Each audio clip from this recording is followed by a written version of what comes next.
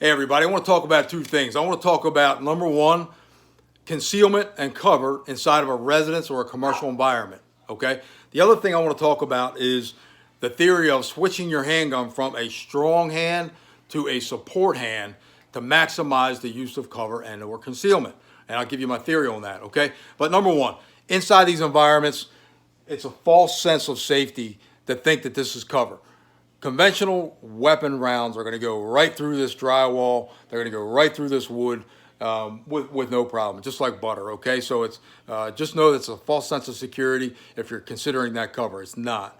The other thing is make sure from your position, you're off about 2 or 3 feet. Don't crowd cover or extend your barrel beyond that threshold, okay? So there's two important things.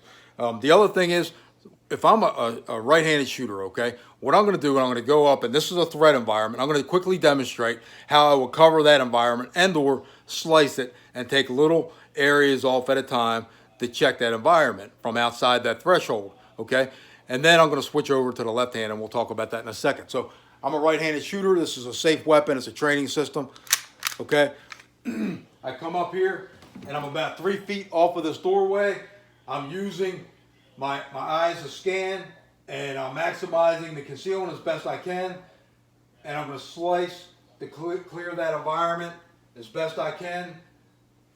Now, if I were to approach the door from this threshold, there is a theory that you switch over to your left hand to maximize the use of this concealment.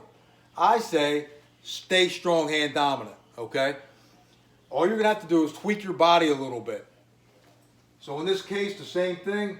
I'm slicing. I may check that environment. The reason you keep it in the strong hand is number one, accuracy, okay? If you need to deliver rounds, they need to be as accurate as possible. If you think that you should switch your hand, what I'd like you to do is go out, and I don't care how skillful you are, go into a training environment, have stress created, create stress.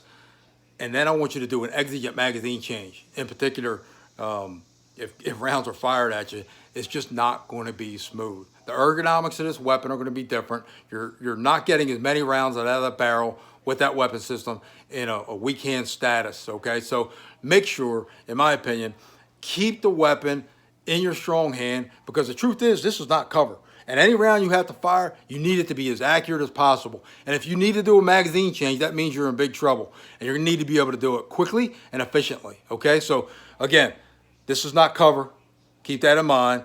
And number two, keep your weapon system in your dominant hand at all times.